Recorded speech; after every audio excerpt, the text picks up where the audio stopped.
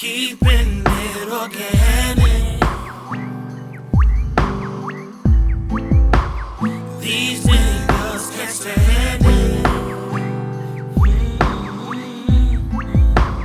Got them in a panic, screaming, damn it, what the hell we gon' do? They just too true. Au revoir. Hola. Yo, yo. Bonjour. ¿Cómo está? Bien, ¿y tú, my friend? Conci con ça. Okay. Nice. Look, I'm over here watching freaking African kid videos with my son. Yeah. Why are you not doing your homework? All right. I'm trying to get him to watch black people cartoons. What is black person cartoon? Black voices, black subjects, African culture, that. Okay, hold on a second. We're not even getting started yet. Hold on, okay? Mm-hmm. I just want to make sure that everything is working because last time I fucked up and wasted an hour episode. Are you kidding me? Nope. All right, here we go. Hold on. Boom. Boom. Boom. Boom. Boom. Right? Okay, let me try to go hide in the house so my son don't find me. All right, get in the closet. Right, exactly. You're a parent. You know the drill. If you get in the bathroom, if you get in the bathroom, it's gonna sound like Domine. Yo, for real. Sabahu. Real. Okay, let me get my water. The other thing that I'm working on is getting this new space that I'm recording in soundproof because it's a little hot in here. A lot of echoes. Okay. The bouncy. Got it. Yeah. Got it. Bouncy. Got him. Okay, Okay, so Olin, how you been doing, my friend?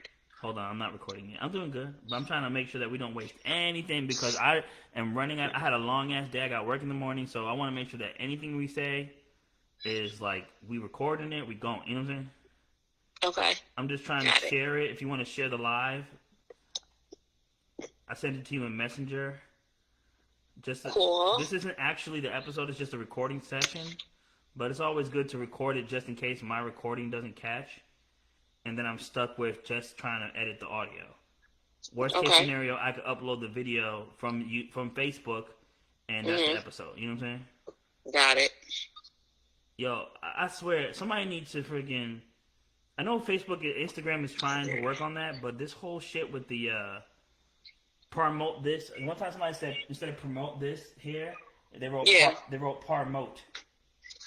What? It's like, promote. Anytime you use any word. Your ass would catch that too. Yeah.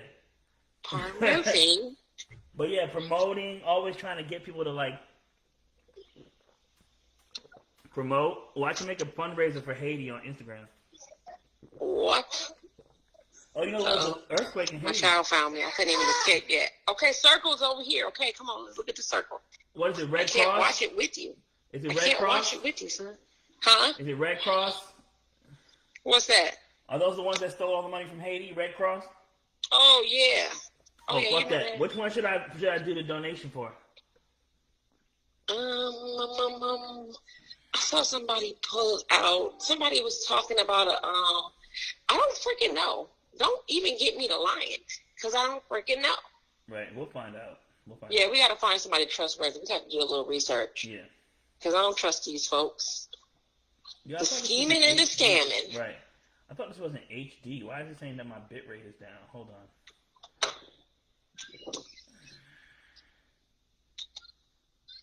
In four corners. In the corners of my mind, just can't seem to find. Remember that joint? Whose song that is? Shackles by Mary Who? Mary. Shackles by Mary Mary. Okay, right. Got it.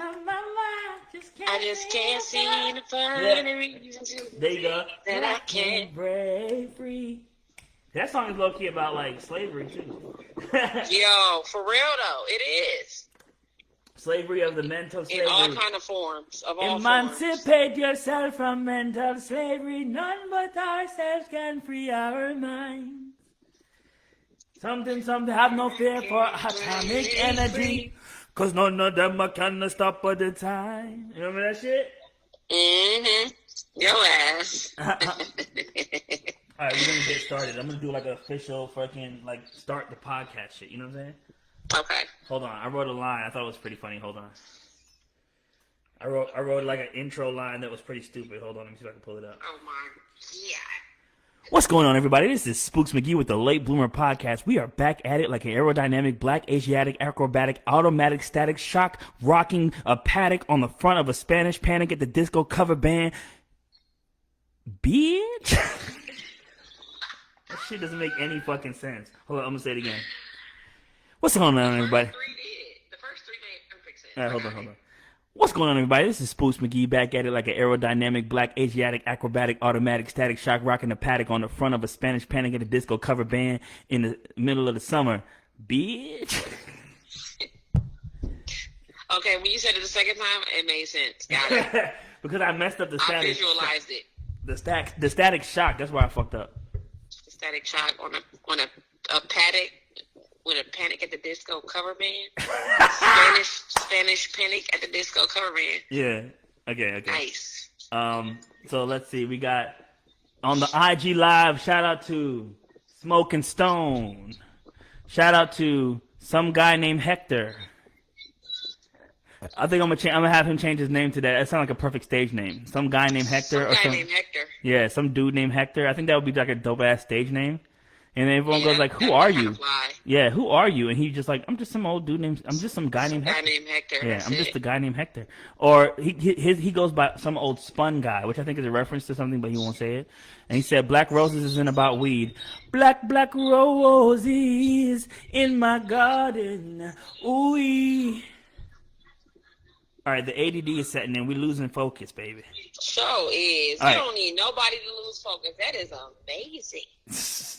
That's a gift. Right. All right, hold on. And a curse. What's this other joint? Baby, won't you focus on me? On me, baby. You better sing that shit, bitch. Hey. All right. So we're going to get back into the focus of things. All right? Okay. I'm with you, buddy. All right, here we go. What's going on, everybody? This is Spooks McGee with the Late Bloomer Podcast. We are back at it like a... What was the thing that I said? Fuck. Like a black, Asiatic, aerodynamic... I feel like... Shot in a paddock. I feel like it's still missing a line. So let's see. We got... Hold on. We got a black... Back at it like an aerodynamic, black, Asiatic, acrobatic, automatic, static shock rocking the paddock on the front of a Spanish Panic at the Disco band, in front of a Panic at the Disco cover band in the attic, right? Eating a radish. I think that's how I could finally put an end to it. You know what I'm saying? Eating a radish. Yeah, here we go. Which is something that I tried for the first time the other day. I never had a radish before.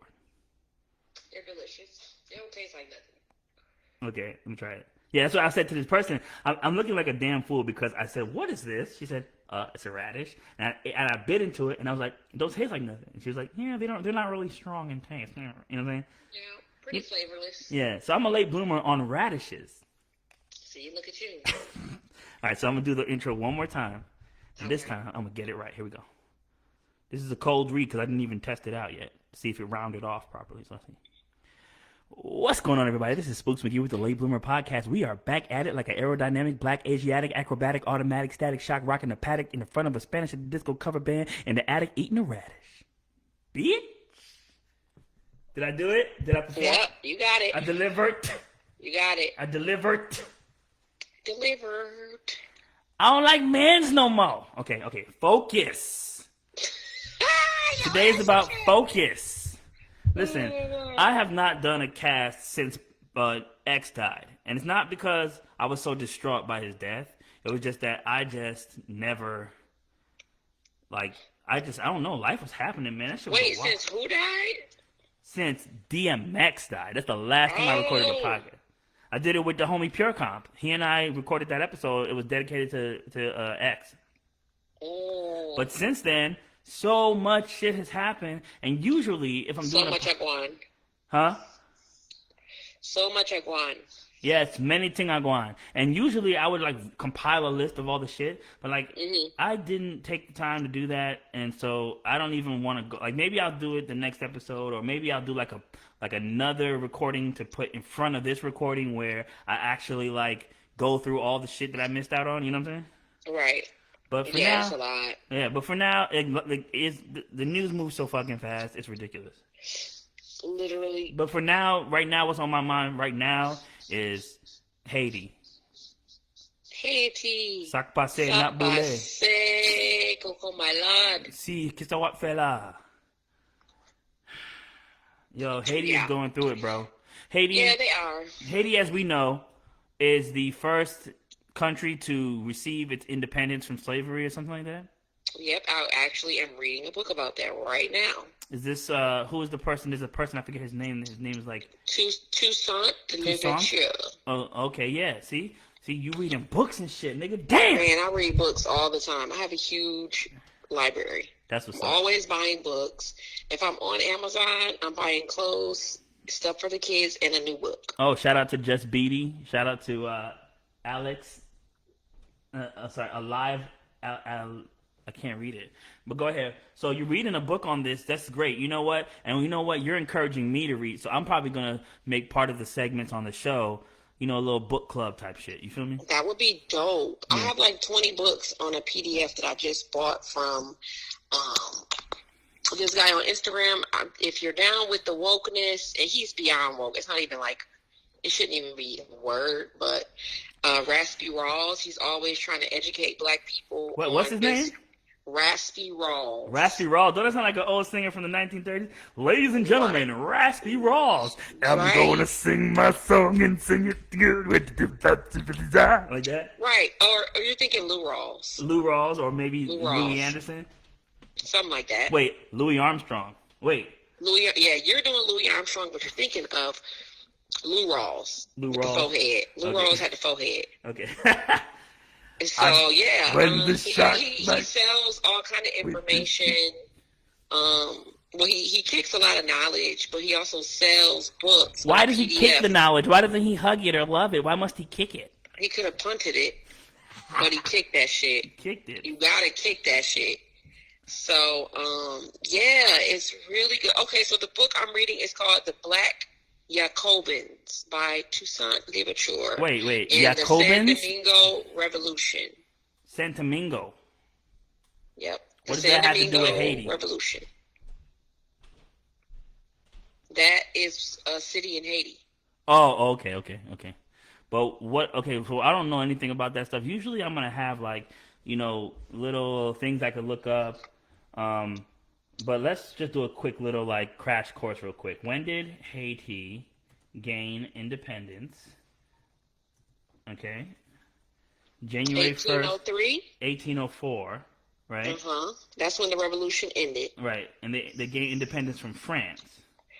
Oui. Napoleon sent General Charles Leclerc to overthrow him and restore French rule, but Haitians, led by Jean Dessalines, and Henry Christophe, prevailed over the French, and Dessalines declared Haiti independent in 1804.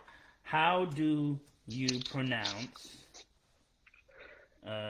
Dessalines?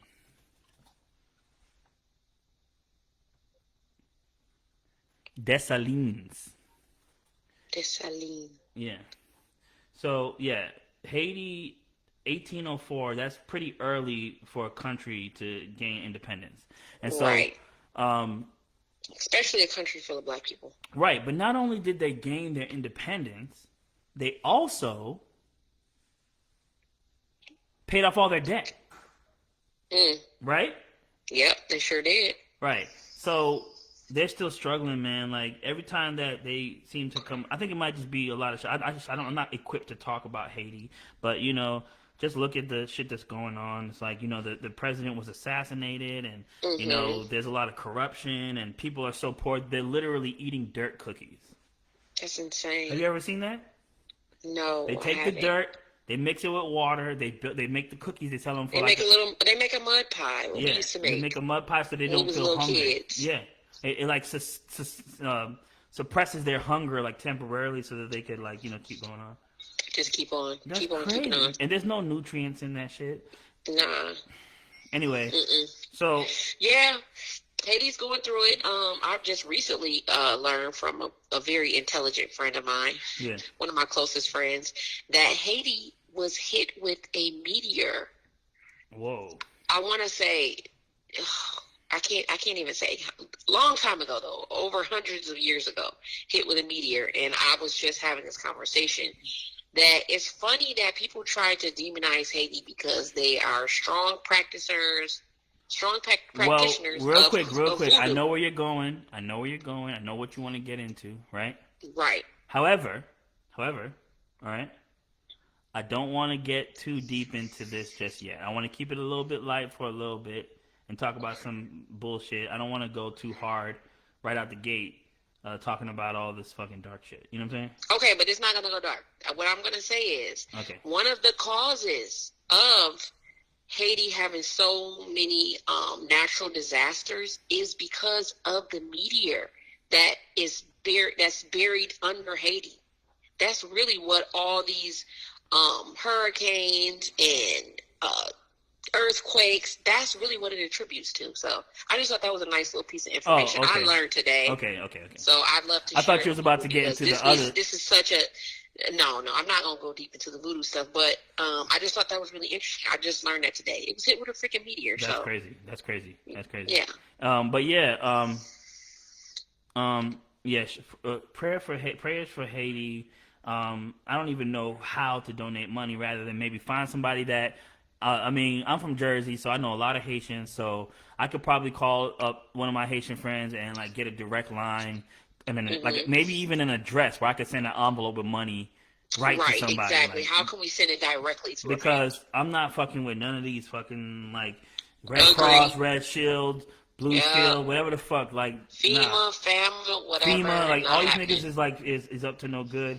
So I'm not, I know a lot of Haitians. I'm going to try to see how I can send, money or gift cards directly to people that need it, That's dope. So we're going to try to figure that out. I'm definitely willing to donate. But there was a lot of shit that happened. I'm trying to look at some of the trending topics from the past 5 months it hasn't been 5 months, maybe 4 months that I've been doing it. Okay. So the first thing that people were talking about was Lil Nas X performing the new at the BET Awards. The BET Awards. Oh, Kanye, Donda. That's what I wanted to talk to you about. Yeah, we were supposed to get on that Kanye subject. Hey, Jesus Christ. So, wow. Okay. I love that guy. Okay, so hold on, real quick. You went to the fucking release, didn't you? I did. Oh my gosh, you went to the album listening party. It was stupid. It was stupid. Okay, first of all, for those who don't know, Kanye is a really big influence for me. A lot of people have compared me to him because of the way that I'm kind of meticulous and out there. Right, quirky, yeah, and then how I can have these manic moments where I just go into a deep fugue state where I'm just going off, and it all makes sense, and it all just flows together, and it's, my Gemini tendencies. I was just gonna say, are you a Gemini? Yeah, I have a gem in my eye. Makes sense. I love Geminis. I think Gemini men are amazing. Well, thank you. They're awesome. So I have a soft spot in my heart for Ye because I watched him from Through the Wire when he had his mouth wired shut, Yeah. You know, and like, Who does that? like he's still rapping with the fucking wine, like, you know what I'm saying? Boost for does breakfast or intro for dessert. You know what I'm saying? Nobody believed he could be a rapper, or he's just a producer. And he did what the fuck he said he was gonna do. He said he was gonna be a fashion designer. He became a fashion designer. You know what I'm saying? And it's like I watched it. I watched his relationship with his mom, and then his mom dying, and then I'm like, that's like my mom. Like, there's no Kanye if Donda wasn't there to like really push him to do what he loved the way he did it. You know what I'm saying? Right. You know, 5 beats a night for 3 summers. You know what I'm saying? Like it's Ye. Like, what is you talking about? Like, he saved Rockefeller. Like, all the shit that I could say about Ye, I can give so much accolades to Kanye. But that's why when he fucks up, I'm like, I don't see it like how there's a lot of white people who have vitriol for it. They're like, Kanye's an asshole, no talent asshole. Yo, I'm with you. No, me and you, we on the same vibe with Kanye. In my eyes, he can do no wrong. Even when he's doing he can do wrong. Nah, that nigga is dead ass care. wrong fucking with Trump and all that bullshit. He was dead ass wrong for that. He was dead ass wrong for getting into the Kardashian family. Fuck that. You know, but I don't think he was wrong for linking up with Trump. I mean, I think like What? it's like how no, I really don't, because it's like You hear what she said? I said it. Trump don't bother me. He really doesn't bother me. I don't have any emotional reaction to him. Nah. Like, he gives me nothing. Except comedy. He's fucking hilarious. So, I mean, like, he's funny to me. He's funny, I mean, but it's not funny when you know the type of shit that they're doing and how destructive it is. But They still, like to this day, will not say they lost the election. With it. Huh? Like, we are comfortable with our politicians being secretive. But once they start really exposing themselves, we're mad. Like, no, expose yourself. Let me know who the fuck you are. Please. Don't hide it from me. I like that. Right. Everyone doesn't like that. Pretend like you like black people or like you like immigrants. Right. You don't. None of these presidents do. Right. So, like, I'm comfortable. That makes me a lot more comfortable. I know how to deal with you. Right. Not somebody who's pandering me and doesn't really give a shit about me. Like, no, I'm not comfortable with that. So I thought Kanye did a pretty brave thing to actually try to build a bridge, you know, try to relate and see where the man was coming from. And, I mean, the fact of the matter is Trump is just a fucking crybaby. And there's no reaching I'm him, not going to so. get into Trump really like that, because we all know what's going on with Trump. He got daddy issues. His daddy never loved him, and he's Right. always, whatever. Daddy wasn't there. Daddy wasn't there to to change my underwear. underwear. Daddy wasn't there, folks. I love fucking Austin Powers, Mike Myers. Oh, there's a really great interview with Mike Myers and Conan O'Brien. You got to listen to it. It's amazing. Okay, dope. But yeah, Kanye's a genius in my eyes. I mean, when it comes to being a genius, there's like a line between genius and cuckoo, and I'm into it. I love it. Even Drake said, somewhere between psychotic and iconic. Somewhere between psychotic and iconic. And iconic. Like, Somewhere come on. between I want it and I got it. I Somewhere love between somebody I'm who's so being bad. authentic. Like, Yeah. I'm all for authenticity. So, Yeah, like, exactly. people being themselves, I love it, love it, love it. Well, the thing about being yourself is that it comes with a pretty penny. I believe you. No one really wants you to be yourself. No. They want you to be what they want you Just to be. what they envision you to be. The way I see it is that we're kind of like, people are like super complex, and Very. and our world is like convenient, Mm-hmm. and it's inconvenient to look at a person and go, he's bad or he's good, or Yeah. or no, it's inconvenient to look at him and think that he's complex. So even with Trump, even with me, like looking at Trump, and I can go, well, he's a piece of shit. Well, maybe he's a sad little boy crying out for help, doing everything he can to feel good, because he'd never be happy. I think that's a great perspective. Right. So that's where the humanity comes in. I have a friend who recently passed. Right. His name is Sibila. We love him. We love him to this day. But when he was alive, it got to the point where he became such a nuisance that I had to block him on Twitter. People were hitting him up. But his overall complexity, his impact as a human being, superseded the type of shit that he was on that was making us go like, bro, what the fuck? You know what I'm saying? Right. Yeah. And so like, at the end of the day, he was still about love. He was strong in his faith. Whatever you believe in, as long as you believe in it wholeheartedly, I don't think that people should be really judging you like that. He was strong in his faith. He was about what he believed in, whether it was wrong or right, and he was open to being taught and to being corrected. Now that's the problem with Trump. That's the greatest. That's one of the greatest attributes you can have. You got to be open to learning. Right, that was the problem with Trump. Trump had no interest in being wrong. His ultimate goal is to be a winner, and a winner can't go, "I was wrong." A winner can never admit when they're wrong. So it gets out of hand really fast. Now Kanye is more like my homie Sibila, where he's outrageous, he says outrageous things, he does outrageous things, but he can walk it back because he's willing to be taught and to take correction. And that's where I think you get that from hip hop, because hip hop is about correcting how we were wronged, you know? Yeah, for sure. Because if there was no redlining, if there was no public housing, if there was no didn't have any music program in school, because everyone was living in high rises a mile high, so there was no property tax and there was no money to put into the schools. If that shit never happened, then they wouldn't have to go down in the grandma's basement to find their record player to start scratching some shit. So hip hop is the correction to the fault. And so when someone is a hip hopper, this guy that I'm talking about, Sibila, he was an MC. When someone is a hip hopper or a rapper, and they truly understand the elements of hip hop and they truly understand the culture of hip hop, they're open to being themselves, but being corrected when they step out of line. Right. Like, I think if X was still alive, he would apologize for all the fag shit he was saying, fag this and faggot that. You know what I'm saying? He would apologize. Right. Yeah. That was just what was happening at the time. Niggas were saying faggot on record. Like, to me, when you say like that's what was happening at the time, like, it's no need for correction on that. Like, there's nothing to correct. Right, but if he comes out with a record, right, but if he comes out with a record tomorrow and he's saying faggot this, faggot that, it's a problem. Right. Yeah. Exactly. But yeah, that's what happened. So tell me about the event. So you went to Mercedes-Benz. It was really dope. Did you buy a $40 hot dog?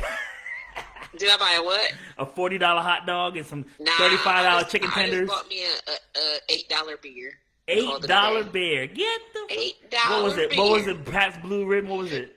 It was, I believe it was PBR or Corona. No, I got a Corona. You got Corona? I knew it. Oh, yeah. That's why I told you not to go. Corona, man. I had to do it, man. But yeah, I thought it was really cool. My friends they weren't really into it. They kind of sat down, but I'm like, fuck that. I'm getting the fuck up. I love music, like truly love music. Yeah. So I can't be still when some fire shit come on. It's like impossible. I'm gonna turn the fuck up. I'm gonna make the most of my shit. Right. So yeah, I thought it was really cool. Just off the fact that Kanye's always doing some shit that is just unheard of. He's always doing some shit that people would say, that's insane. You can't do that. You can't sell out a stadium for music that no one's ever heard.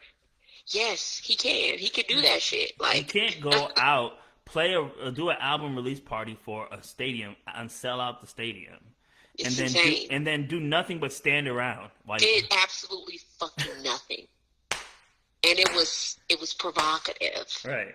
So the thing about him covering his face, I feel like he did that as a way to kind of like make people think maybe it's not Kanye. Maybe he's doing the doppelganger shit. Maybe it's an imposter who has the same body shape as him, and that's why he didn't talk on the microphone. He's doing like an ode to the villain, Doom. You know, right? Doom did but this you know, all the he was time. doing Doom the mask shows. shit years ago. When he did the tour 5 years ago, he had the different masks and shit. So yeah, MF Doom would do that. He would have fake performers come in and perform his show.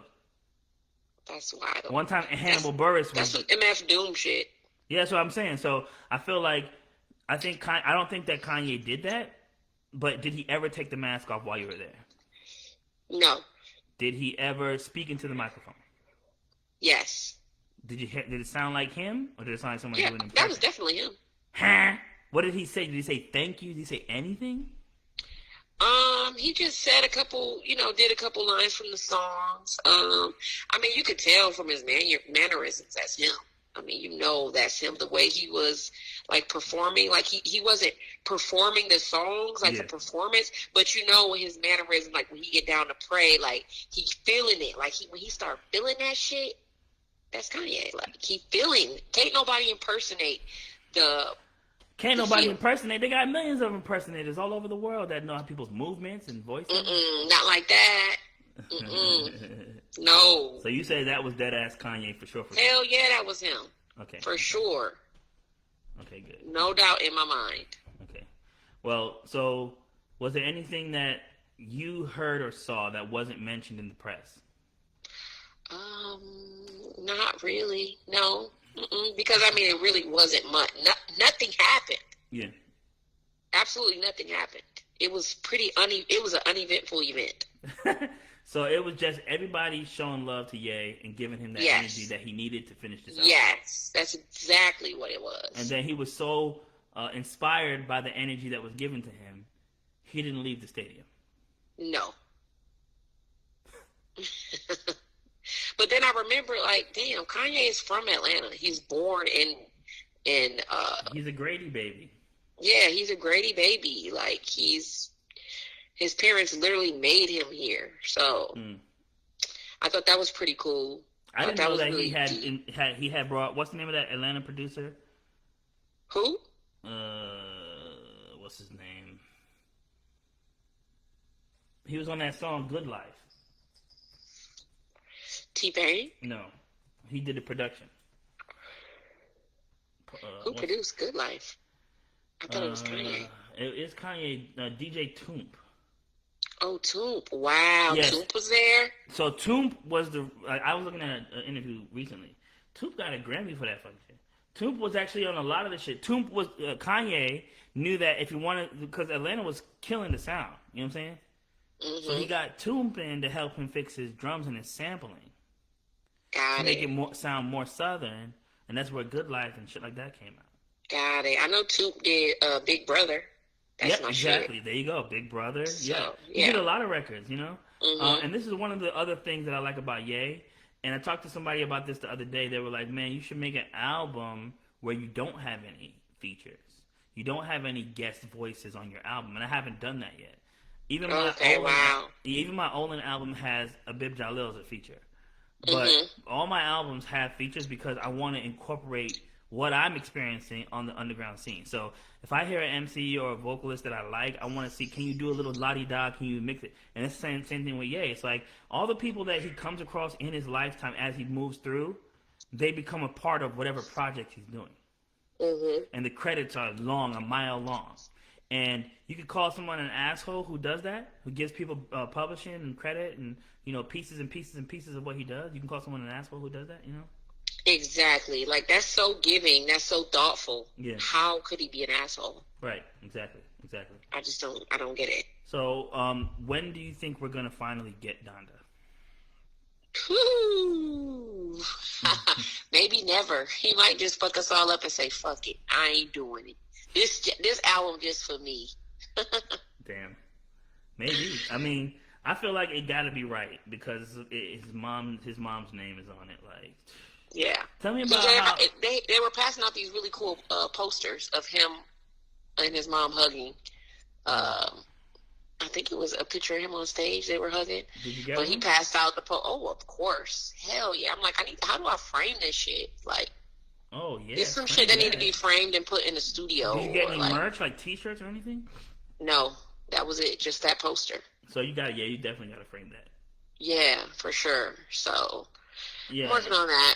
So I'm looking at trending topics, right, from the past couple months since I've recorded my last episode. Dude, every fucking month is like, I'm all the way back to just the beginning of August, and it's like 20 topics per month. So, okay, well, we were talking about Lil Nas X and the BET Awards. Yeah, but it's I don't not know. that interesting. I feel like it's interesting, but our views on it are so different, and I don't know if we can delve that deep. I think we would need a lot more time. Got it. I think we need a lot more time because I feel that I'm not going to say why I believe that our views are different about the whole Lil Nas X situation. Because I don't want to assume without actually like hitting you up like on the low. Like, is this what you think? Right. You know what I'm saying? So I'm gonna hold off on that. All right. But I do want to talk about. I'm just trying to find some silly, light, goofy things that happen. What about the Locks versus I didn't watch it. Okay. So that was one thing. The Jadakiss memes were great. I mean, I'm just, whatever. I'm not even gonna try to delve that deep into the past couple of months because it looks like it's almost impossible. But I want to say the last one I saw was like, who was it? Who was it? Oh, I saw Trina and who did Trina? Eve. That was the one I saw. That had to be June. Okay. Well, here's what's fresh on my mind. Based on the past 48 hours, here's what's fresh on my mind, okay?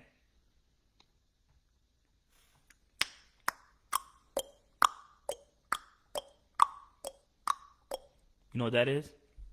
Mm-mm. That's time. Ticking, time keeps on ticking. Oh, yeah, I heard about you going into your, you went to the waitlist. Sensory deprivation tank. Yeah. Yeah. You should do this, by the way. There's a Groupon. And I've been planning to do this for the longest time. You should do this. You should. There's a spot in Little 5 Points that has it. 5 points? Little 5 Points, yep. Oh, that's even doper, even more artsy fartsy. Right, exactly. That's they have one. Yeah. So, time. I've really been thinking about time lately. Yeah. Time. I mean, you said some really interesting shit about it earlier on Facebook. I thought that was a really interesting about how we all look at time and how you spent your life, on a time limit. Yeah, I don't know what I said, so let me actually read the actual status. Yeah. Because I was kind of on like some kind of like headspace where I was just philosophizing out the top of my head like fucking Socrates on a bag of weed. You know what I'm saying? Yeah, that was good shit though. Oh, thank you. Let me see what I wrote because I don't know what the fuck I was talking about. Okay, I said I never know what the fuck I be talking about. Like I really don't know, and then I go back and I look at it and it's like, oh, it makes sense. Okay, I guess I'm making sense. Oh well. Made perfect sense. Hold on a second. Time keeps on ticking. Okay, all my life I had to fight time. Okay, all my life, since childhood, I've been conditioned by the concept of the 24-hour time and clock. Time to get up, time to eat, time to go to school, time for class, lunchtime, bath time, bedtime. As an adult, my value and my worth is quantified by time. The amount of hours I spent to get college credits. How many years did you go to school to get my degree? How many hours did you work? How much do you get paid an hour? How much do you get paid a quarter? How much do you get paid a year? Time to work, vacation time, sick days, time to kill, a time to die. How do you ever recondition yourself to not be confined by this box of time? Are we forever going to be a prisoner of the 12-month calendar? The 24-hour clock? Someone said, shout out to the homie, this is like, I should do an episode, a segment on the show called Facebook Corner where I talk about the most popular posts from the week and then what people said about it. Right. That's like free friggin' like content, but then the problem is that I gotta give them credit for taking their content. So my homie named Rich Bo said, I think about this a lot. I've concluded that becoming your own boss can eliminate a lot of the time barging. Living off the grid is another way. Living off the grid, like being with the Bushman in Jamaica, like doing the Rastafari, the Ital diets and all that shit. Dude, right. I want to do that shit for like a month straight. I promise. Yeah, I'm with you on that. I like that idea. Yeah. That's always been a fantasy of mine. Yeah, my uncle lives in Jamaica. I don't even have to pay for room and board. I just got to go to his house and stay in his guest room in Jamaica. Nice. So if you're trying to make a trip one day, with the homies, we can go. You know what I'm saying? That's my next trip is Jamaica. Like I'm planning it. Like I planned it in my mind. I haven't physically worked out the logistics, but that is like next serious trip is Jamaica. Like we got to record. Have to go. We have to find a way to get into the Tough Gong Studios and record something. That'd be so fire. Man, that'd be crazy. So he said, living off the grid, which I think is a great idea. So not so extreme to go to Jamaica and live in the bush with the Bushmen, but to maybe like get like a tiny house and stay in there for a month at a time, or like living in a trailer far away in the cut, you know, for like a month, something like that. Not having a sleep pattern. No, I don't believe in that. I think you should definitely create a sleep pattern because I really gained a lot of weight from staying up all hours of the night trying to record music and do shit and like fight clocks. If you incorporate more sleep into your schedule, like what he's saying is like sleep pattern, which I don't think he's not saying don't get 8 hours of sleep a day, but I think he's just saying like whenever you want to get the 8 hours, as long as you get them in, you know. And then he also said it's almost unavoidable thing that you can make a healthy habit to focus less on it. And another guy was like, I try to escape, but then I end up counting the time I escaped. Like, how long was I away? Damn. And then another person said, money is freedom, I suppose. For the uber rich, born into money, time is probably doesn't haunt them in the same manner that we do. And another person said, just do whatever you want, whenever you want to do it. And I was like, that's kind of cool. It's kind of working. It's like when he's off on the holidays, he spends most of his time when the world sleeps up. You know, that's great. When people are sleeping and you're up, you could really like do a lot of things because no one is in your way, you know? Right, yeah. But overall, that time thing really fucked with me because, okay, so I'm in the sensory deprivation tank, right? They say you need to do an hour, right? I could do an hour. Piece of cake. Well, after the 20-minute mark, I'm like, how long have I been in here? I don't have my watch. My cell phone is with my person that came with me, my girlfriend, my significant other. Found me a woman. I got a woman. Way over town. That good loves for you. on me. Congratulations. Thank you. We'll talk about it one day.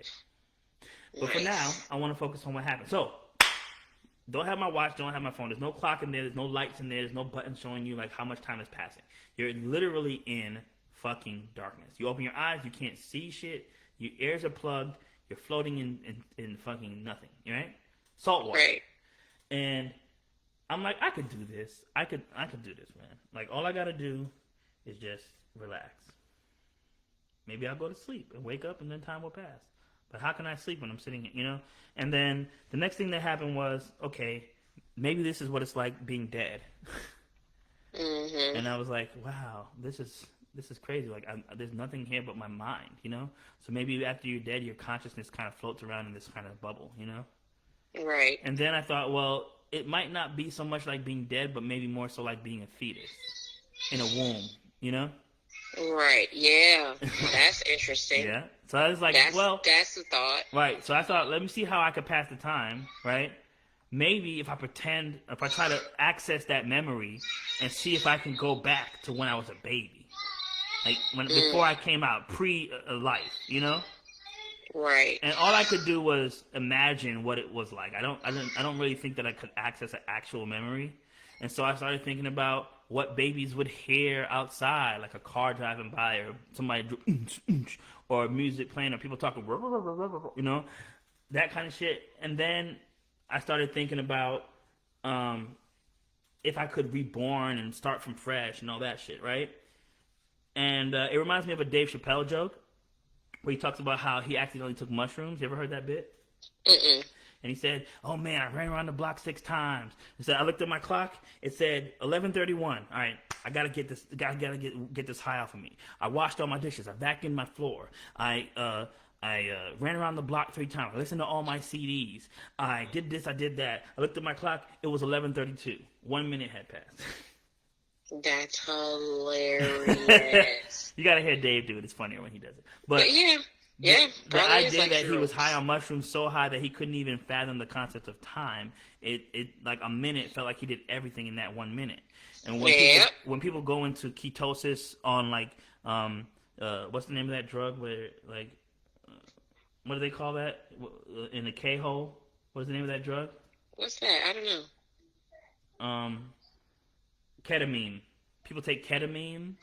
Okay. And they go into what's called a K-hole, where they're in like a subconscious state where they're there for a long period of time, and it's kind of like their awareness and their whole consciousness is like completely out of whack and they don't know what's going on. Anyway, people who take acid have this experience. People who take ketamine, people who take DMT. What's his name? Mike Tyson talks a lot about the toad. You ever heard of that? Okay. I haven't. Oh yeah, it's like this psychedelic drug where it's like you just like it's kind of like a reset. A hallucinogenic drug. People who have like mental illness and stuff, they take this toad and they go and the high only lasts like maybe 10-15 minutes and they come back and they say they had this ethereal experience. They almost, a lot of people say that they saw God, shit like that, A real trip. Yeah. Trippy trip. Yeah. Interesting. Exactly. Very dope. Trippy red. Oh, what's going on back there? You got some babies and shit? No, I ain't got no kids. What's all that ghetto. noise? I don't have kids. That's ghetto. It's freaking 11:30. Why are the babies up right now? It's ghetto. Hey, we're gonna have to get out of that shit. That ghetto versus high class shit. That's bullshit. Having kids is ghetto. The ghetto. Okay. It is like so what ghetto, were we talking baby. about? I forgot. Okay, so I'm talking about time, right? So I said the Dave Chappelle bit because I said I'm in the deprivation tank, right? I just thought about what it was like being a baby. I thought about how much time has passed. I was like, man, what the fuck am I wearing these shorts for? I pulled them shits off. I went buck ass naked. Fuck it. I was in there by myself. Nobody's gonna see. Nobody's gonna see. So fuck it. I got rid of the shorts. Now I'm really a fetus. Nothing. I got a little bit of salt in my eye. You cannot get that salt water in your eye. Hey. Hold on, my son's having a complete meltdown. Hold on. Okay. Selassie. So anyway, what I was saying was you cannot get that salt in your eye. I got it in my eye. My eyes were burning like hell, so I had to I took some time to rinse my eye out, and then I went back in. I had a little floaty. I'm floating like the Red Sea, And after all this time has passed, I'm like, okay, I'm going to do an hour. I'm going to do an hour. Okay, I'm going to do an hour. I don't know how much time has passed. This is freaking me out. I don't know how much time has passed. So what I did was I said, okay, here's what I'm going to do. I'm going to think about a movie that I've seen. And I'm going to think about how it goes from beginning to end, right? So I just, and all I got to the part where Rafiki lifts Simba up, and I say, oh, fuck that shit. And I bail on that idea. Then I go, maybe I'll just think about my favorite album, Saint Elsewhere, one of my favorite albums. I know how that album goes from front to back. All I got to do. So I go, fuck that shit. Next thing I know, I'm like, man, what the hell? I stayed in for maybe like another, what felt like 5 minutes. I said, man, let me get out of here and see. So I poked my head out. Of course, I'm butt ass naked. I poked my head out to the guy. His name is Seth. Shout out to Seth. I go, hey, how long have I been in here? He goes, 37 minutes. How many? 37 minutes. Okay, you almost did an hour. That's pretty good. But I wanted to do like the real hour, Well, next time. So after 37 minutes passed, I kind of was like, let me just go see what's going on. So I went to go see my girl. She was in the sauna part. We were kind of like alternating. Like, you do the sauna, I'll do the float. Then when I'm done with the float, I'll go to the sauna, then you go to the float, Right. Because they only have one tank in this particular facility, right? And, yeah, I just bailed after 30 minutes. Wow. That's not too bad. Yeah. But it made me think, like, shabby. It made me think about time. Like, it's not enough time. It's too late. People say, well, you're trying to be a rapper, you're trying to be an MC, you're trying to be a popular figure. You're 33 years old. It's too late. You're running out of time. There's no more time to do it. You have to be young. This is a young man's game. People say, oh, well, you have 2 kids, or you got divorced, or you're married. Like, they're very easy to dispose of women. Oh, well, you had several kids, so your time is up. Right. Yeah. Really? That's that's an interesting concept. I commented on your post earlier about this book that I read. I'm a reader. Okay, yeah. Are you one of them niggas that like to always mention that you read a book? The book is better. I can't. I have to give you my references. So I'm just giving you the reference. Yeah, I'm trying to look at Twitter and my fucking computer. I'm gonna delete all my. I'm gonna stop watching porn. I'm trying to write Twitter, and I typed the letter T, and this fucking website, Tasty Blacks. What the fuck? Tits and ass. Tits and ass, Tasty Blacks, big fat juicy tots. Threesome. Big wet butts number volume 10. You know, volume 1 through 9 was good, but volume 8 they kind of started lacking on the continuity. Fuck you, man. But go ahead, what you were saying, like. But yeah, she was. Dr. Joy DeGroy was talking about in one of her books. Yeah. That when she went to visit South Africa and she went to a meeting and none of the black people were on time. And she realized that's because the concept of time to Africans is not the same that's been imposed on us in the Western world. So everybody kind of waits for each other. Like, they just wait for the person to come. Like, everybody kind of floated in at their own time, and that's when the meeting got started. No one was upset. Nobody was irritated. Like, it was just natural. So she was just explaining how black people are not calendar-oriented. We're more, like, rhythmic. So the way we view time is, like, in a construct over here in the Western world. Damn, that's someone said that shit too on the comment. They were like, what you're experiencing, I don't want to misquote them. They said something about what you're experiencing is a system that was designed by the world that goes against your natural state. Yep. So it becomes an insult to people who live by this, by the minute. Right? So CP time, that's the joke. Niggas can't get on time. Exactly. CP that's time. That's the joke. So and CP I don't get offended time, by it because I know that's just how I'm supposed to be. I'm born like this. So. Right. So if we're in Africa, right, the only concept of time we got is when the sun goes away. Right. It's not the sun is in the middle of the sky or the sun is gone. Those are the, like, you know. So I think that, it taps into our tribal need to not be confined by some kind of structure that was designed by some, you know, scholars that say this is the way that it goes, you know? So I get it. I totally get it.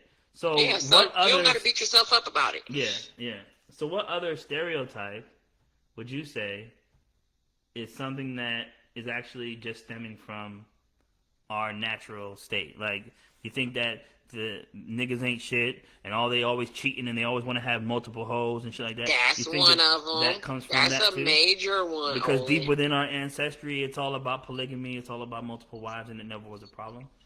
For sure. Until Christianity and other structures said that you have to have the two and the husband and wife.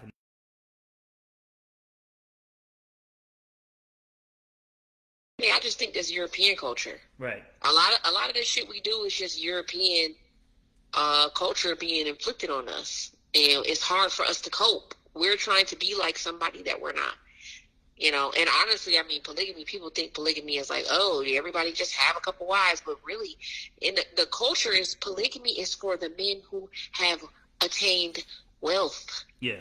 You can't be broke and support these women. And these children. Right. So it's not necessarily just because we're African, but it's also when you're wealthy, when you have attained, you can support multiple households. Yeah. And there's nothing wrong with that. Yeah, that makes sense. That makes sense. But so, there's something about what's happening to me whenever I do this show. I'm trying to be goofy. Everybody have a good old time. We're having a good old time. I deal with your ass.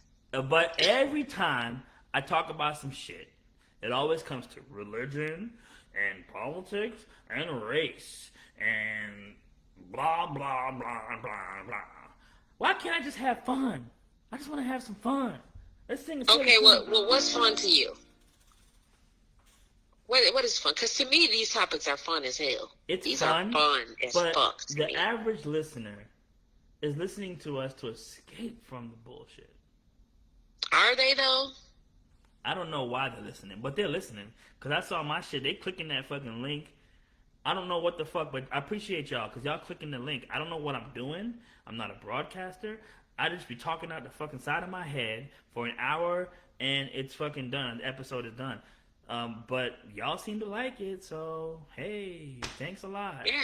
Man, I think people want to talk about real shit. People want to hear real shit, man. Like, they want to hear somebody talk about some shit and they want to be like, hell yeah, exactly. Right, but here's the thing. Here's what I noticed. I noticed that a lot of people replace this need for wanting this dialogue with bullshit topics that mean nothing, which I'm down with. But I always want to see how I can make the bullshit topic tie into whatever I feel is some kind of ethereal, well, not ethereal, like some kind of spiritual, or like what's the message behind the reason why people are talking about this particular thing, right? And so it's like, True. like even anything so dumb as the lady that was arguing with her neighbor and did the thing with her thumb and she became a meme. She did a thing with her. You talking about the crackheads? The crackhead lady who was pointing backwards with her thumb. Oh, I'm thinking about the crackheads that was fighting with the other white dude. Yeah, and he sprayed him with the hose. Yeah. Right. So here's the thing. Me, as a black person, I look at that, I can go, ha, that's funny. He sprayed the shit out of them people. They crazy, man. They trying to tell him what to do on his property, you know? Right. But then you go, what is it about society that makes them think they have the authority to step into any situation and demand things to change based on what's going on?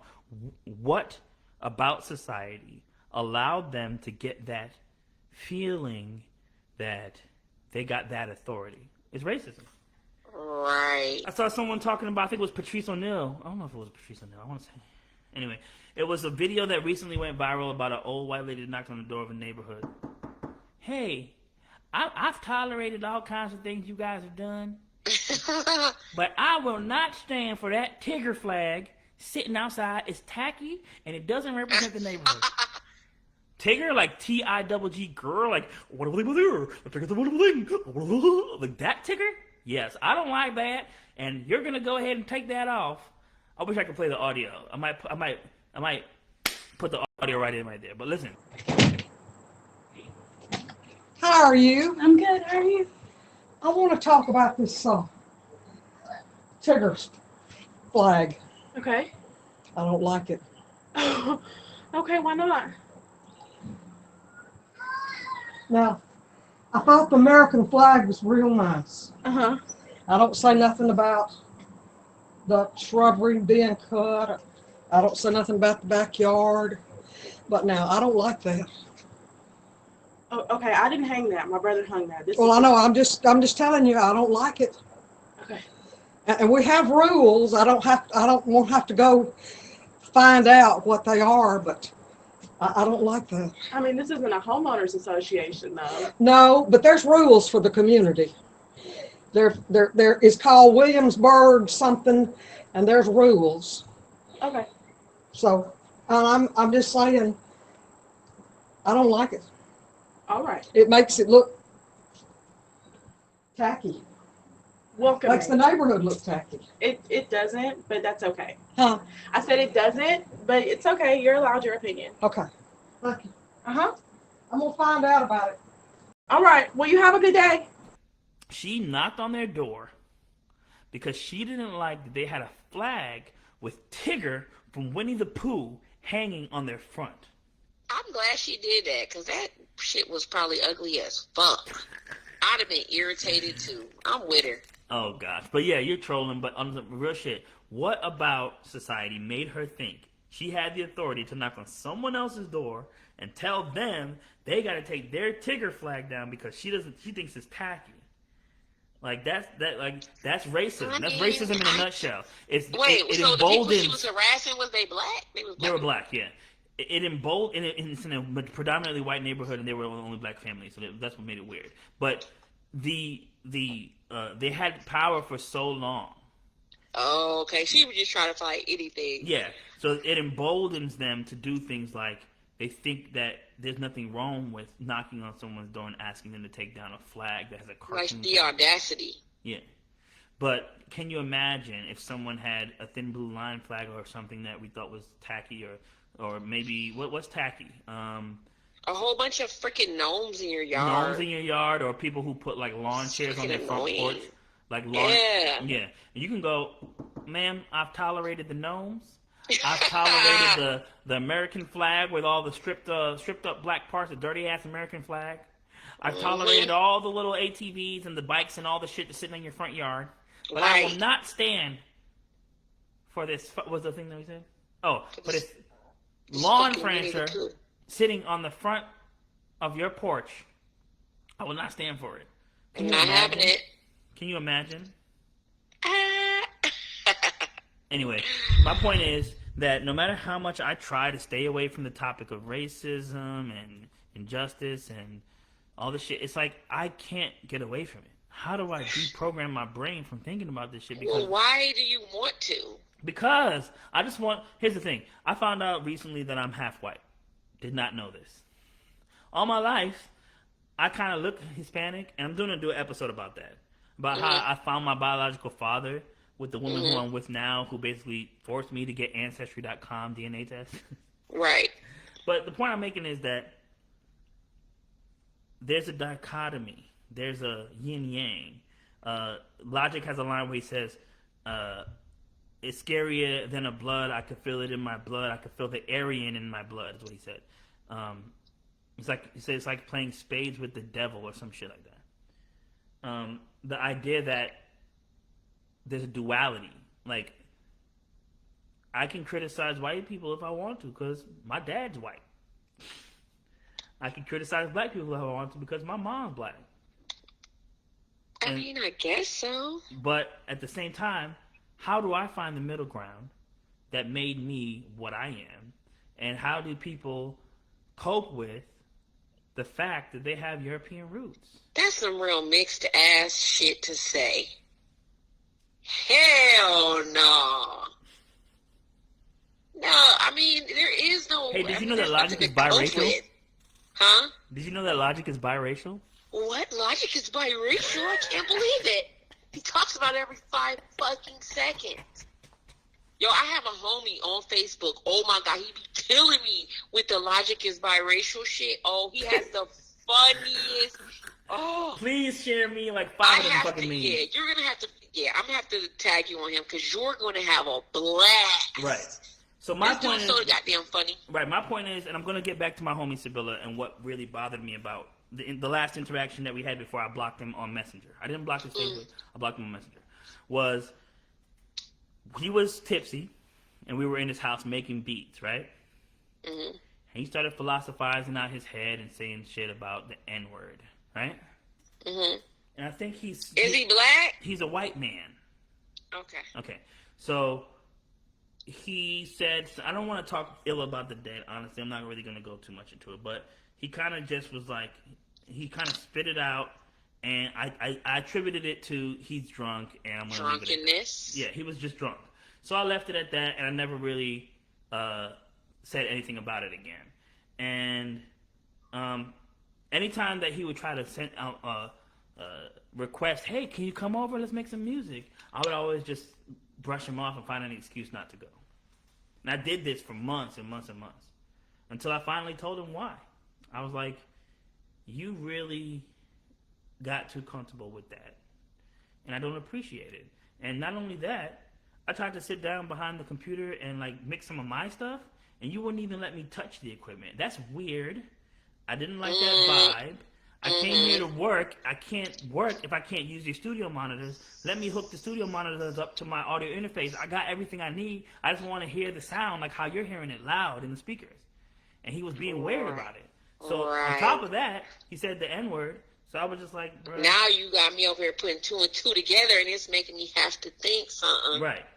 So still the homie. I didn't put it past him. I wasn't going to say that the word came from a place of racism. Right? It was just like he was talking about some shit and he happened to say the N-word, you know? A lot of comedians, a lot of people that speak have done it. Neil Brennan has done it. Louis C.K. has done it, you know, but Louis C.K. is canceled. But yeah, but we're not at a comedy special right now. You're on some one-on-one shit with me and you about to get smacked. Right. But that's the thing. It's like he said it and then it was like over. And then we just kept on moving. And it wasn't about, it was just like, I don't know. It was like some random shit. But I'm not, like I said, I'm not speaking ill of the dead. I love the man. That's not speaking ill. He's speaking facts on the dead. Yeah. But here's the thing. So the situation happened, blah, blah, blah. He kept on pressing me to come by the studio so we can work. And I just kept on saying, nah, bro, I can't do it. And then eventually, after 3, 4, 5, 6 months of brushing him off, I was just like, look, here's the reason why. You got way too comfortable with that word, and on top of that, you was being stingy with your equipment, and it was just not a vibe. I fuck with you. We've known each other for 7, 8 years, and you're still the homie. I always love you, man. You the homie. But there's certain things. But it's not for me. Yeah, it's just too much. And he would always piss people off because he would always just go and go and go, and he would never let up. And this is how I was, and I've stopped that already. So I've already gotten that out of my system. I don't do that anymore. That's one of the reasons why I got in a lot of trouble was because I'm very effective. You see what I'm saying? Mm-hmm. And when you're effective, you piss people off every time you try to speak your mind. Especially if you're wrong and you're hard-headed. You know what I'm saying? For sure. So his theory was this. I transcend race. I am above who I am as a white man or a quote-unquote white man or a European man. I'm bigger than the color of my skin. And what I represent isn't about my physical vessel. Therefore, I'm African. I'm white. I'm everything. That was his theory. But that's a very white way to think because I can't not be black. Yeah, only white people can say some shit like that and really believe it. And you know what? They could actually decide to do it. Which is why a lot of people have chosen alternative identities, and it's automatically accepted. But there was a lot of black trans people and other people who had to fight to be able to get that acceptance. You know? Yeah, I mean, I've been saying this for a while. Like, if a person can just be like, "Hey, I feel like a freaking woman." Hello, I feel like a freaking white woman. I'm white too. I got white in me. Yeah. I don't. Do you remember the episode of Atlanta with transracial? No, but yeah, I'm definitely. You have to look it up. It's really funny. Be a thing.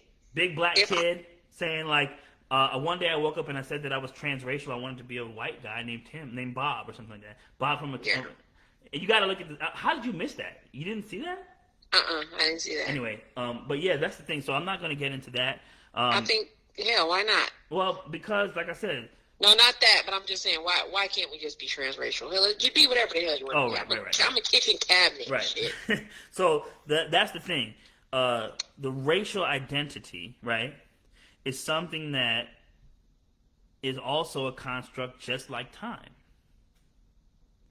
Right? Before there was no white and black. It was the Africans, the Haitians. It was your tribe. Yeah, the Africans, the Haitians, the Guyanese, right? Then there was the Italians and the Irish, the English folk, and the Russians, the Northern Blockers. You know, it was a diverse mix of different types of people. It wasn't just white and black. Yeah, I mean, really, the world was based on tribalism. Yeah. So even if you look just like the other African group over there, your customs and your traditions are different. Like I'm Igbo, you're Hausa, like that mattered. It wasn't just black. That's the same thing with white. That's the same thing with whiteness. That's the same thing with whiteness. The white people. Hell yeah, because the British didn't like no damn Irish. Right, and the Irish were like the niggas of the. It was like the scum. Yeah. And you had red hair and fair skin. You couldn't go outside. You know, the Italians were damn near black. They hated them motherfuckers. But Definitely. That's what I'm saying. So what he's getting at is kind of making sense because here I am, right? A man who all my life has identified as a black man, right? Nothing has changed that. I'm a black man. My family is Jamaican. I am a Jamaican black American man, right? Mm-hmm. That doesn't make any difference that my father is white. But if I shaved off all my hair and I didn't go out in the sun and I, dressed differently, didn't grow any facial hair and let my hair curl, anything like that, I could probably try to possibly pass for white. Maybe. If I wanted to. But, right. I don't know. But what if I never met my mom? I never met my Jamaican family. I only knew my dad. I grew up all around all white people. And then all my life I identify as a white person. That would be really interesting. So what I'm saying is he was onto something, but his persistence to say that him saying the N-word in any context was not incorrect and not just straight up apologizing for doing it was the problematic thing. Yeah. Yeah. I mean, I can see that. I mean, I think being mixed, being multiracial is interesting. I hear a lot of mixed people, especially mixed people who have, both parents in the house. They're always, oh God, I get so tired of hearing it. I don't know where I am. Who am I? I'll be like, shut up. Right. Stop That's why I feel like trying music to is make like the light perfect. skin problems. Yeah. I feel like Light music is the skin problems perfect. are not real. Yeah. I feel like music is the perfect expression of that thing. Yeah. Because some of the dopest people that I've ever seen, no, not trying to like box all the MCs in, but I'm saying like some of the dopest MCs I've seen have that mixture. J. Cole, Ice Cube, not Ice Cube, Ice T. Who's another one? Drake. And I don't think Ice-T is even, I don't think he even has a white parent. Right. And then some of the most prolific comedians, in my mind, have that identity where they can switch it and they can see both sides of the spectrum, so that it allows them to be better writers, better performers. So that's why I like. I would say yeah, but Key and Peele, that's what they have. Like they have that. They both have the mixed race. God, and they so annoy me. Right, but Peele is like one of the biggest directors now. Yeah, I think his talent as a director, yes. As an actual actor, please God, no. Please make it stop. I love him, man. I love him. Oh yeah. And then when they go on their mixed rants, I'm like, you guys don't look no white. Stop. Right. Especially when you look like a black person, let it go. Right. But that's the thing. Who are we to say that they should let it go? What about well, if that's the case, then every black person, in my opinion, can say the same thing. We're just as mixed as anybody else. Right. We just don't have one white parent. We're mixed in a different way. We're just all mixed up. Yeah. We have 3 grandparents that are mixed, which created me. So I'm like 30% white. Like 30-something% white. Right. That doesn't, but no one would consider me mixed because you're only mixed if you have one white parent, which to me is the concept is very constrictive because the concept mixed. Is rooted in racism. Yeah, exactly. And white supremacy. So we have to let go of the concept in order to move forward. So that's why I mentioned it. It's like yes, it's a very white thing to say I'm not identified by my race. I'm not. Everything about me isn't about me being a white person. For It's sure. a very white thing to say because you have the freedom to say that. But a black person is black all the time. Yeah, true that. They can't rub it off. And even if they say, "Well, I'm more than a black person," they go, "Prove it. Tell me why you're more than a black person. Do you talk better than the other black people? Can you sing better than them? Can you play basketball better than them? Can you move faster?" Yeah. So that's the problem that I saw with the whole situation. But at the end of the day, here's where it comes back full circle. Where I say hip hop is the equalizer, right? Because no matter how much shit he gave us, how much lines he crossed, and how many people he pissed off, he was still part of the fraternity. The fraternity of MCs. The people who get together Sundays, Soul Food Cypher, and cipher up and spit bars. That was my shit, yo. That's what he was a part of. That was my shit. I love some Soul Food Cypher. Yeah, and they're still going strong. Is it still going? Yeah, they're still going strong. Yep. Go to soulfoodcypher.com. Go to Soul Food Cypher on Facebook. They are still going. And today, follow them. The memorial service that we did for Sibila was filmed live and streamed on Zoom and then patched into Facebook so you can see the whole thing. Nice. Okay, and when did he pass away? Like 2 days ago. Oh, look, I'm on here. I see it. Yep. I see you, Sibila. Sibila, the Vanilla Gorilla. R.I.P. But here's the thing. All the shit that he gave us, all the grief that he gave us, it didn't matter. Because he was still our brother in bars, and 5, 6, 10 years prior to him getting into these altercations, he was still a brother who was always about ciphering up, spitting bars, showing love, and then he always would talk about Christ. That was all. No matter how weird he got, no matter what he got into, what dark shit he got into, what kind of wild shit he got into, he was a wild boy, whatever. But it still came back to that cipher on Sunday. Every time. Right. Every time. Why did I stop following Soul Food Cypher? I think they had stopped for a minute. They had to stop because of the pandemic. Right.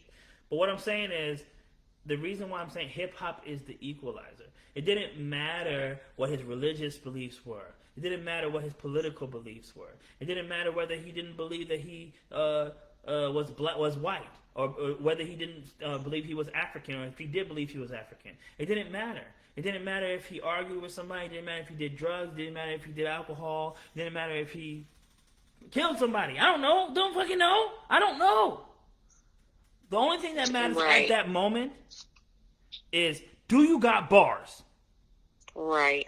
And that's why even people that have publicly put him on blast was there, and that made me feel good, because I was like, that's real. Wow. That's real. Interesting. And so when I thought about Sibila, I wasn't thinking about the altercation that we had. What I remember was me and him sitting in the house, you know, playing with Fruity Loops. I remember the ciphers. I remember, you know, us eating pizza in his backyard, talking shit, laughing, joking, cracking jokes. Peace and love, my brother. Like, embracing me, supporting my music. People don't support people in their art. He encourages you. He tells you, do your thing, man. I love what you're doing. He tells you, he actually listens to your shit. He quotes your shit. Shit that people don't do. Genuine support and love. And this is where it makes us think. Well, are your political beliefs worth detaching from that humanity?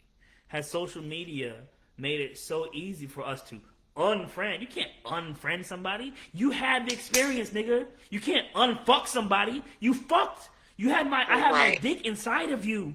That's it. The memory is there, nigga. You can't unfuck me. You can't unfriend me. We had a hug. We had a moment. That moment lives forever in my subconscious. You can't unfriend me, nigga. Right. You can't block me. We did the thing. You know what I'm saying? Yeah.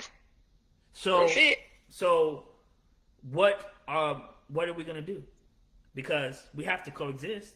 You ever seen that corny ass coexist bumper sticker? I believe in it. Yeah. Why are we so adamant that someone is wrong and we're right? Because what's right for one person may be wrong for another person. Right it's all and about wrong perspective, right? Yeah, right and wrong can be so relative. Right. And it's very dismissive to tell somebody you're wrong. No, I'm wrong for you. Yeah. Right. And that's okay, because there's thanks to the internet. Thanks to the internet. The internet. Thanks to the internet. Thanks to the internet. I gotta find what I was playing. Hold on. Hey. I don't know what I was fucking playing. I don't know. I don't know the chord. Anyway, thanks to the internet, whatever the fuck you think is right, you can find 10 people who also think that shit is right. Right. So it's good, but it's also bad because it gives you easy access to vice. Whatever you want to do, the internet got that shit. You want to get drugs? Fine, you can find 5 people who like the same drugs you got. You want to get fucked in all kinds of places by random people? You can fuck 10 people. When I got divorced, right? Mm-hmm. I started getting on these dating apps, right? Right. It was almost too easy. Sheesh. There's like 40 women in my box that I could pick and talk. That want you in which their one box. I want to talk to. You see what I'm saying? Mm-hmm. It got so overwhelming I had to uninstall the app. Right. Then I reinstalled the app because I'm like, well, I mean, I'm lonely. Then I uninstalled the app. Then I reinstalled the app. Yeah. It's a never-ending cycle. Well, let me get off of this app. Let me try the other app. Now you're on this app. Now you got 5 people on this app. You got 10 people on this app. You got 30 people on Facebook dating. You got 6 people on Tinder. You got 4 people on Bumble. You got somebody on Plenty of Fish. It's like, nigga, how the fuck are you supposed to be able to build a relationship with 20 to 30 people simultaneously? How are you going to pick the person? That's why proximity dating works so much better than trying to use dating apps and shit, because this person that you see every day at school, at work, they make sense, and as you start to become more comfortable with them, it's like, well, maybe I could see myself being in a relationship with this person. Let's see how this works. You see? But because of cancel culture, it's like, it's a big no-no to ever cross the line with anyone, a co-worker or an employee, or, of course there's a power dynamic, hell no. But I don't know. I just feel like the best thing that was always good for us was, well, Jimmy's daughter got a son that I think would be very nice for you. Do you want to meet him? Like, parents who know better, setting up kids to see if it works, and it kind That's funny, because that's completely a concept that I'm going to be putting into my life for my daughter. Because I hear people all the time, oh, your daughter's so beautiful. Yeah. Oh, you're going to have to be busting these dudes' heads. Like, wow. Her dad's passed away, so, like, I'm going to have to be the one to uppercut niggas. But I was like, you know what? Like, no. I'm already, since she was 4, I've been seeking out, like, people who I know raise their kids like the way that we raise kids similar. We have similar beliefs. Yeah. Since she was 4, like, I already have people in mind who I want showing up at my doorstep for my daughter. So I get mad. I'm single. I be mad at my friends. Like, a good single guy. Why the fuck you haven't hooked me up? Like, why we don't? And I always wonder to myself, like, how do white people hook up? Because I never seen a white guy be like, hey, what up, shorty? And then I realized, they're like, hey, I have a great friend for you. Yeah. Like, no one fucking does that for black people. Like, we just, for black women, we just gotta get hollered at the fucking gas station. Yeah, Asians do it, Indians do it. Everybody does it except for us. It's a lot of hateration in the dancery. Don't need no hateration, hateration. Hateration. Right, but here's the thing. But I started literally everyone knows somebody that they've known for 10, maybe more years that is lonely and needs somebody, and they more than likely are not going to go, hey, this guy's been looking for a girl. I don't understand it. I do it. I'd like to say I'm a little Cupid, but I do that for my friends. Matchmaker, make me a match. Buy me a I have friends who I'm definitely, like, I linked up. And, they got along. There's a couple smash sessions they got in there. But, yeah. I think that's, like, the best way to find a relationship. I have a friend. Like, perfect. Right. And if it doesn't work, then you have other friends. Then, yeah, it's whatever, yeah. But, I think that's actually a great concept. And black people need to start implementing that into their life so they can stop. I don't want these knothead boys showing up at my door. These tattoos on his face, great. Start seeking them out for your daughter. Right, and that's the thing. For your sons. There's less of a stigma about certain lifestyles, certain, like, fashion. But here's the thing: if you're not into those particular things, then, like, more than likely the child isn't going to gravitate towards those if you don't create that environment for them. True that. So even if, like, people say, like, the daughter's going to go complete opposite, like straight thug. Like, nah, there's probably a thug nigga in the family that she admired. Like, it could be the dad, it could be the cousin, the uncle that she's trying to find. That, like, I always thought Uncle John was a great example of a man, even though he was a thug. Like, you know what I'm saying? Right. So, yeah. Anyway, I don't know where the fuck we went with that. So, what was the whole purpose of that shit? Shit if I know. Right. So, I wanted to talk about a whole bunch of stuff, but we're gaining on 1 hour and 30 minutes. Yeah. And so, like, if you want, we can just keep talking. Because I wanted to talk about Afghanistan. I wanted to talk about Mike Lindell. I wanted to talk about... Who is Mike Lindell? I keep hearing about this. Who is this person? Former crackhead pillow salesman. A former crackhead what? Pillow salesman. What? I'm so confused. Okay. Okay, I'll talk about Mike Lindell for a little bit, but I also want to talk about... Okay, Mike Lindell. I want to talk about... we talked about Haiti. I wanted to talk about...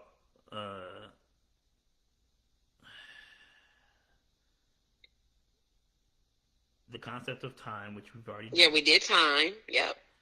So, I mean, maybe we can call it an episode and then really regroup. Yeah, we can do that. And I can really do my research on Mike Lindell. Please do. I'm gonna look it up too. But I'm gonna give you a quick curious. rundown of who Mike. And I also still want to do the episode about the occult, about dark magic and alternative religious things. For sure. But I want us to do a little more research on that particular topic, right? Because the reason why I think it's important, and I think it might be in bad taste to start talking about this at this particular time. Yeah, I don't. The death toll in Haiti is like 1,200 right now, and it keeps climbing, which is not bad considering the population, but that's still pretty bad. But also, there's a lot of people who demonize Haiti and think that they're the reason why they're getting all this poverty and this and that is because of some kind of punishment that they are receiving for practicing voodoo, and they sold their country to the devil or some bullshit. You know what I'm saying? And so I really want to talk about why we are afraid of these religions, why they predate a lot of the religions that we have today that are baby religions that aren't even 1,000 years old, and how we've successfully been brainwashed into thinking that certain things are taboo or completely off limits. But in our own religion, we practice a lot of the things like dipping things in blood, putting blood on people's head, anointing our heads with oil, snipping off pieces of our genitalia, all the different things that we do that's very voodoo-esque. You know what I'm saying? Anyway, I don't want to get too deep into that because that's something that we really got to delve into, and I want to make sure that I have But I'm telling the listeners that there's going to be a time when we really talk about this shit and really get down to it, because I was a victim of this. I was like, why is she doing lighting candles and shit, man? I don't fuck with that, man. I'm about God. But then I was like, we'll talk about that. You know what I'm saying? Yeah. What made me change my mind overall. You know what I'm saying? Yeah, for sure. But yeah, so I'm going to give you a rundown about Mike Lindell because this shit is hilarious. Okay, so Mike Lindell is this guy, right? He used to smoke crack. Right? And he was a big crackhead. He was out in these streets. Right? And then he was out in these streets. Somehow I guess when he was on crack, he always carried around one pillow. Okay. Wherever he slept, he had to make sure he had his pillow. It's my pillow, right? Yeah. So, in his crack-addled mind, he came up with the idea that, well, I can make my pillow your pillow. Interesting. So, one of the biggest companies was My Pillow. My Pillow is supposed to be this aerodynamic, special cloth, special type of foam, type shit. You know what I'm saying? It's like supposed to be this revolutionary pillow that changes the game. Alexa, what is My Pillow? My Pillow Incorporated is an American pillow manufacturing company based in Chaska, Minnesota. Okay, that's not enough. Alexa, why is My Pillow different than other pillows? Here's something I found on the web. According to Quora.com, the My Pillow style pillow, shredded foam or shredded latex, has the highest OSAT among customers for pressure relief. Shredded latex. It's latex in the goddamn pillow. Yes. So this man, right, came up with innovative. Wow. Yeah, this crackhead came up with the idea. And you know what? I don't want to call him crackhead because that's demonizing people who have overcome addiction and are now living life of sobriety. Okay? Because that's what he did. He overcame his addiction allegedly. Because I feel like this nigga's still on crack, or he has irreversible damage. I think crack is always calling. Right. So he wrote a book about his experience as a crack thing. He made a lot of money off of his book, and he made a lot of money off of the My Pillow brand. And so the guy is essentially a billionaire, ex-crackhead with all this disposable income that can literally do whatever he wants.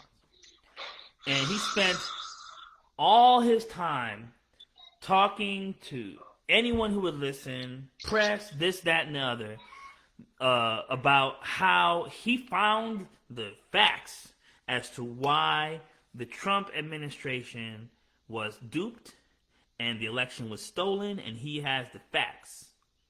And so he has all these billions of dollars, and he's spending his money on trying to prove that the election was stolen. Interesting. So my idea is this. Well, not my idea, but I heard a guy from Double Toasted. His name is Corey. There's a show on YouTube called Double Toasted. You guys should check it out. But the idea is, at what point is it not funny anymore? Right. Is he being taken advantage of? Is he mentally ill? Did he have some irreversible damage from his times using drugs? Is it no longer a joke, or are we watching a man unravel before our eyes? Mm-hmm. So it's pretty interesting. I think you should get into it, but essentially the idea is that people think that he's being used as a pawn by the Trump administration to make a fool of himself, to hold on to this idea that the election was stolen. If he keeps doing it for the next 3 years, then come election time, people still have that seed planted in their mind, and they're going to do everything they can so that Biden doesn't get reelected or whomever. You know what I'm saying? Right. So that's the situation with Mike Lindell. It's an ex-crackhead who, I wish I could pull up some of his videos. It's some funny shit. But is it funny? Is it funny? We don't know. So there's that. Mm-hmm. There's also, I'm doing a crash course of what's going on, but also we pulled out of Afghanistan. You heard about that? And then within 3 months, the Taliban took over. Interesting. So imagine fighting a war for 20 years, right? And then we pull out, and then within 3 months, the Taliban gets back in power. What the hell? That's what happened recently. So I want to talk about a lot of things, but it's been a while, and my thing is, I don't want to edit an hour-and-a-half podcast, and I would like to talk to you about all kinds of shit. But it's midnight. I got work in the morning. I told my girl, we got shit to do. I got ghetto parenting. I told my girl that I would go to bed at 11:30, and here I am online talking still. See, look at you. Because she and I are working on trying to keep my schedule intact. Because I have a tendency to go off on, I guess, some kind of ADD hyper-focus shit where next thing I know, the sun is coming up. And it's time to go to work. And now I have to figure out how to go through my whole day without any sleep. Got it. And then, pulling over every time I get tired, sleeping in the car like a damn demon, getting back up, doing my stop. So overall, I'm trying to get better with managing my time, which is something that I am working to by podcasting, making music, trying to create a pilot for a children's television show. The reason I'm doing all this fucking shit, I want to open a grocery store. I shouldn't be telling you about that, but I want to open like a small grocery store, coffee shop type shit. You know what I'm saying? The reason I'm trying to do all of this shit, right? Camera number 1, camera number 2, is that so that I could do this shit. I could do a podcast till 3 a.m., go to sleep, wake up at 6, go back to work. I want to be free from the constraints of time. Mm-hmm. And the only way that I see us getting that freedom is through fiscal,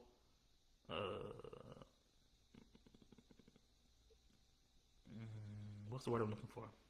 Financial stability that exceeds just a regular $50K, $60K job. I want to make $300,000 a year from every little venture that I have, every little thing that I put my hand on, and that's minimum. And then I want that $300,000 to build us to $100 million. Nice. Okay. I see the goals. I see the vision. But we got to start by being consistent first. If you want to break away from the constraints of time, you have to decide to conform to the constraints of time, to allow yourself to buy the freedom of time that allows you to no longer be confined to the constraints of time. It's a paradox. Right. It's a conundrum. It is the yin yang. It's contradictory, but it's the only way to get freedom is to actually be imprisoned.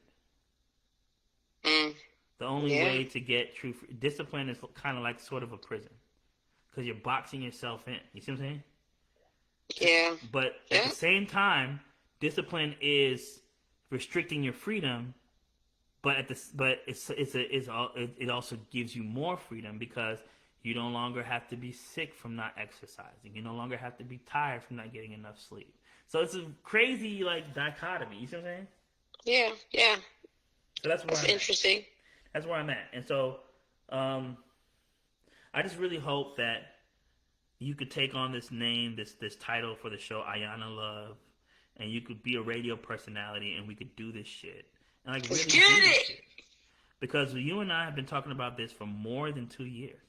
Yes, yeah. And I mean, it's overdue. It's right, and overdue. I've given myself enough chances to fucking up and rescheduling, and it's time for us to really buckle down and just grab hold of this. It is. I agree 100%. I think that we could do, I really genuinely think that Iyana Love and Spooks McGee for the Late Bloomer podcast can be a thing if we can really hone it in and do it right. I'm saying this on the platform not to embarrass you or myself, but because I want to hold us accountable. You listening, you watching on Instagram, you watching on Facebook. I want y'all to listen to what I'm saying right now. The Late Bloomer podcast, not with Spooks McGee and friends. The Late Bloomer podcast with Maisha, with Iyana Love and Spooks McGee. Doesn't it have a nice ring to it? Doesn't it have a nice ring to it? Huh? It's a thing. Doesn't it have a nice ring to it? It does. I think it's fire. It does. It's a thing. I'm telling you. Is it a thing, or is it going to be a thing? No. We can't gonna be. We have to present time that shit. Right. It already is. All right. Well, we got to go do a photo shoot then. Facts. Oh, yeah. I got to lose 10 pounds. Nah, man. Get you a little we'll both get it. I'll get look at my belly. I'm doing the belly. Look at my Facebook. I'm doing the truffle shuffle. All right. Yo. So I'll get a Spanx. You'll get a Spanx. We'll put all the meat. We'll spank it. You'll put all the meat in different pockets and shit, and then we'll get some photographers. I might get what's her name? Kadria. Kodak. I want her to do the shot. Hell yeah. You know who that is? Kodak? Yeah. Kodak K. Who that? She's a photographer. She's really good. She does something called the Shot Shop, and she does like these setups where she can do we'll do 14 edited photos for like $90 on a Tuesday afternoon, just like quick flicks. You can bring your own props. Oh, I like that.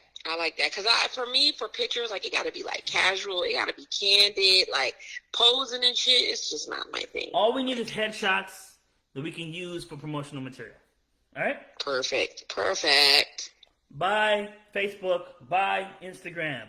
Goodbye. Bye. Iyana. We did 1 hour and 40 minutes, and I haven't done a podcast since April. Come Damn, on, son. nigga. Damn, Come on. son. Damn, son. Where'd you find this? What happened to that boy? Airplay boy. All right, we're gonna get out of here. All right, my guy. All right, listen. Can we do this on next Sunday? Yes, I got you next Sunday. I'll be back rolling again. All right, you always doing some shit.